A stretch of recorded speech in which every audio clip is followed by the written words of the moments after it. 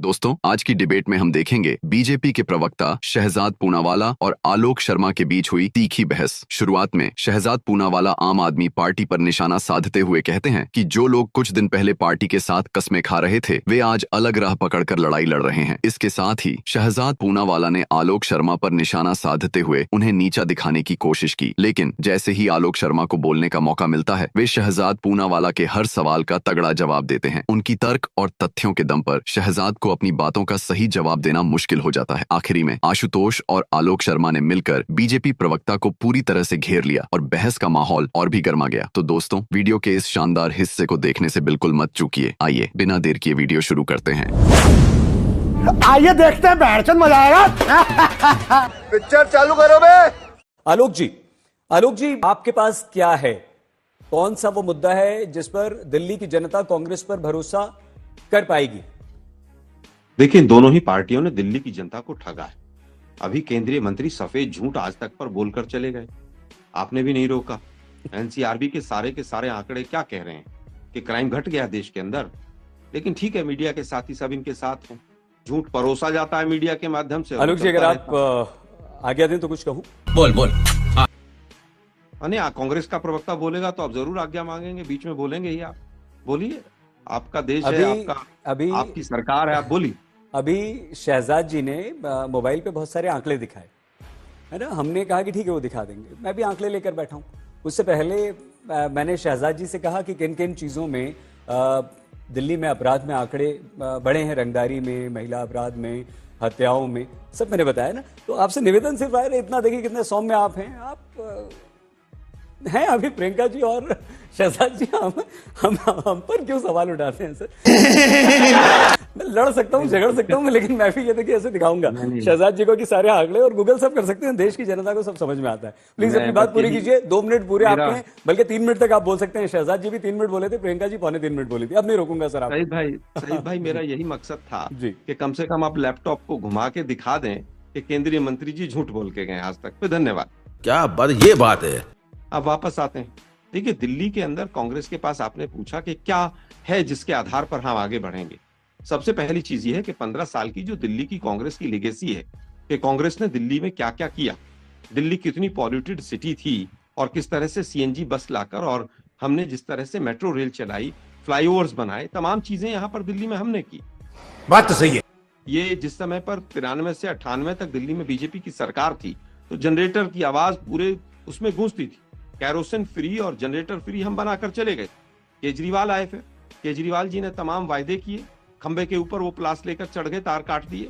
और उसके बाद बिजली कंपनियों का कितना ऑडिट हुआ ये प्रियंका कक्कड़ जी जरूर बता सकती हैं।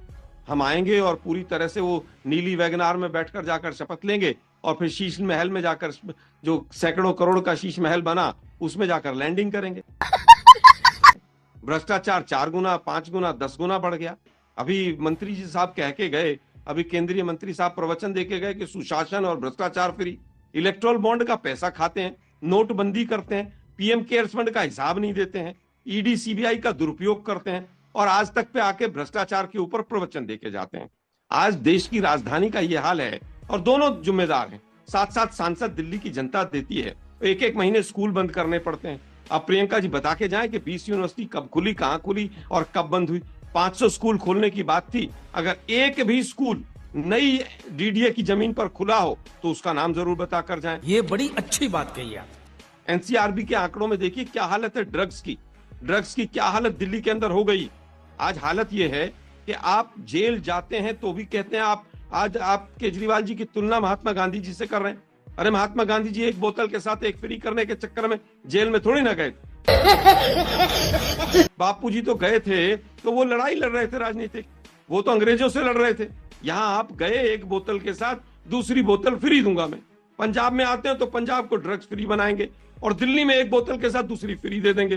थोड़ी सी बारिश होती है पूरी दिल्ली जाम हो जाती है, वाटर लॉगिंग हो जाती है। एनवायरमेंट का ये हाल है कि AQI जो है, एयर क्वालिटी इंडेक्स, वो 400 के पार, 500 के पार चलता रहता है। सही पकड़े हैं। शहजाद जी को बता देना चाहता हूं कि 7 रेप पर डे एनसीआरबी के आंकड़े कहते हैं। और जो इनके चाणक्य है ना, वो गृह मंत्री, वो सोते रहते हैं। आज तक कोई स्टेटमेंट गृह मंत्री की Delhi and law and order के ऊपर कभी सुनी हो तो सईद भाई आप बता देना। क्योंकि शहजाद भाई के पास नहीं है। अच्छी बात कही आप। आशु सर,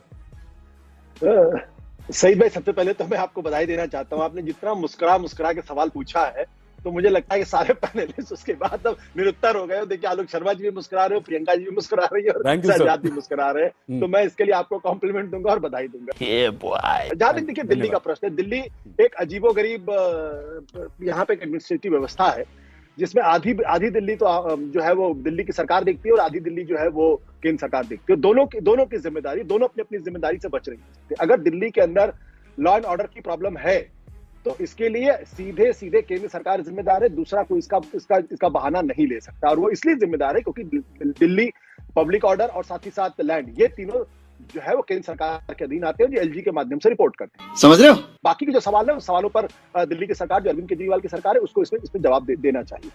जहां तक दिल्ली का प्रश्न है, मुझे ये कहने में कोई दिक्कत नहीं है, और इस बात को जो भी दिल्ली के अंदर रहता है इस बात को समझता है कि दिल्ली धीरे धीरे एक गैंग वॉर में तब्दील होती हुई दिखाई पड़ रही है। जो कभी आज से कई साल पहले मुंबई में जो हाल था, लगभग वही स्थिति अब दिखाई पड़ रही है। और सिर्फ दिल्ली की नहीं, अगर आप नॉर्थ इंडिया के अंदर देखें तो जिस तरीके से लॉरेंस बिश्नोई गैंग, तमाम तरीके के नए गैंग निकले हुए हैं, उनका नाम भी पहले किसी ने नहीं सुना था, suddenly they become very powerful. देख रहा है विनोद। पहले तो मैं आशुतोष जी को बताऊं, मेरे मुस्कुराहट की कारण ये है, सईद अंसारी जी आपकी लाजवाब एंकरिंग तो जरूर है, पर आलोक मेरे बड़े भाई हैं। आलोक जी को 4-5 महीने पहले डिबेट में बुलाते थे, तो आलोक जी तो कसमें वादे खाकर हम साथ के गाने गाते थे। ये वो लड़े थे ना लोकसभा साथ में, तो बोलते थे हम साथ है, और अब आलोक जी का सुर बन गया हम आपके है कौन, अकेले हम अकेले तुम। हमारे मतलब आपको मत सिखा, चल। तो आलोक जी, ये सारी समस्याएं, ये शराब घोटालेबाज है, ये महात्मा गांधी की औलाद नहीं है, ये सब अभी रियलाइज हुआ आपको? इससे पहले कहाँ आपकी याददाश्त सिलेक्टिवली बंद हो गई थी? चलिए छोड़ देते हैं, मेरा आपसे कोई बैर नहीं, आप तो वैसे ही इनके मारे हुए हैं पंजाब में भी और दिल्ली में भी, छोड़ देते हैं। देखिए गारंटी, मैंने तो अभी प्रियंका जी से शुरुआत में पूछा था, भाई पोल्यूशन की गारंटी दी थी ना, यमुना की गारंटी दी थी ना, 11,000 बस की गारंटी दी थी ना, यूरोपियन सड़कों की गारंटी, 24 घंटे पानी की गारंटी, साफ पानी की गारंटी, करप्शन मुक्त करने की गारंटी। चलो ये गारंटी दी थी कि शीश महल में नहीं जाएंगे, बोलने दे तो ICRB के डेटा पे, और कोट करो फिगर के साथ, 2014 में, मतलब आलोक जी की सरकार और इनकी अपने छोटे मियां की सरकार, दोनों ने मिलाकर रेप हुआ था 2266। 2020 के बाद लगभग उसका एवरेज 1800 से 1900 है। मैं कह रहा हूं कि एक भी नहीं होना चाहिए, पर ये रेट भी हाई इसलिए होता है क्योंकि कन्विक्शन रेट पिछले वर्ष और पिछले 2 वर्षों में 30 और 32% बढ़ा है। तो कन्विक्शन रेट बढ़ता है तो महिलाओं को अश्योरेंस आती है कि जी मेरा केस जो है वो फाइल होने पर उसका संतुष्टि होगा। अब मैं पूछना चाहता हूँ पंजाब में कन्विक्शन रेट क्या है महिलाओं के क्राइम पर? मैं पूछना चाहता हूँ कि सुखबीर बादल पर गोली कैसे चली, वो भी गोल्डन टेम्पल के पास? मैं पूछना चाहता हूँ सिद्धू मूसेवाला कैसे मारे गए? सिद्धू मूसेवाला तो कांग्रेस के नेता थे।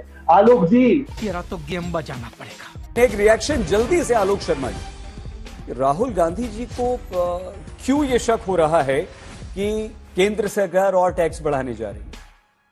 क्योंकि सरकार टैक्स पर ही चल रही है। 1 नेशन 1 टैक्स का वायदा किया, 1 नेशन 5 टैक्स लगा दिए। आज हालत यह है कि किसानों के ऊपर 70 साल तक किसी सरकार ने टैक्स नहीं लगाए, इस सरकार ने लगाए।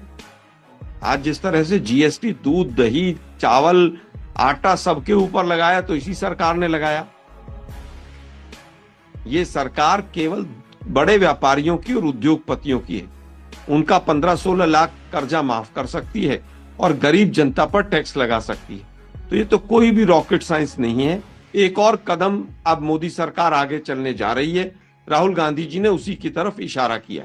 ठीक है। दुर्भाग्य यह है कि 2.25 लाख करोड़ के करीब GST का टैक्स कलेक्शन होता है, लेकिन देश के ऊपर उसके बावजूद 5 गुना कर्जा बढ़ जाता है। आज हालत यह है कि एग्रीकल्चर का जो बजट है वो घटता चला जाता है। आज हालत यह है, बेशर्मो शर्म करो शर्म। मेरा स्पष्ट तौर पर मानना है कि ये जो मुफ्त की रेवड़ी बांटी जा रही है, दरअसल ये वोटरों को खरीदने की एक कोशिश है, घूस देने की कोशिश है। ये जो मुफ्तखोरी की आदत लगी जा रही है, या जिस तरीके से लोगों को घूसखोरी की आदत काम करता है आशु सर, ये मुद्दा काम करता है इस तरह से, मुफ्त वाला, रेवड़ी वाला काफी हद तक काम करा। कम से कम दिल्ली के अंदर तो इस बात की स्पष्ट प्रमाण। ठीक है सर, मैं आपको रोक रहा हूं क्योंकि अब सिर्फ 2 मिनट बाकी। अच्छा आलोक जी, ये मुफ्त चल रहा है, आप दिल्ली की जनता आपसे क्या चाहेगी अब? क्योंकि आशुतोष जी बोल रहे हैं कि ये काम करता है और वाकई ये काम करता है। आपके पास क्या मुद्दा है, क्या दे रहे हैं आप दिल्ली वालों को? देखिए मुझे लगता है दिल्ली को विकास चाहिए, दिल्ली को परमानेंट इंफ्रास्ट्रक्चर चाहिए, दिल्ली को भ्रष्टाचार से मुक्ति चाहिए, दिल्ली को एनवायरनमेंट का जो पॉल्यूशन बढ़ता चला जा रहा है उससे मुक्ति चाहिए। एक सरकार कहती है 5 किलो राशन दे रहा हूं, शौचालय बना रहा हूं, पेट से ऊपर मत सोचो। ये तो बीजेपी की सोच है। उसके बाद कौन दूसरा कह रहा है कि मैं बस में फ्री घुमा रहा हूं, और बस किसकी है? बस प्राइवेट लोगों की है। पूरी सरकार ने 2014 के बाद से आम आदमी पार्टी ने एक भी बस नहीं खरीदी है दिल्ली में। सारी की सारी क्लस्टर बसेस हैं, और क्लस्टर बसेस में भी जो मेंटेनेंस का खर्चा है वो बसों की कीमत से ज्यादा है 11 साल का। तो दिल्ली को पूरी तरह से भ्रष्टाचार में, पर्यावरण के डिग्रेडेशन में जिस तरह से आज हालत हो गई है, डुबो दिया गया है, और ये दोनों जिम्मेदार हैं। मैं माता चोद हूँ जो इसमें आया।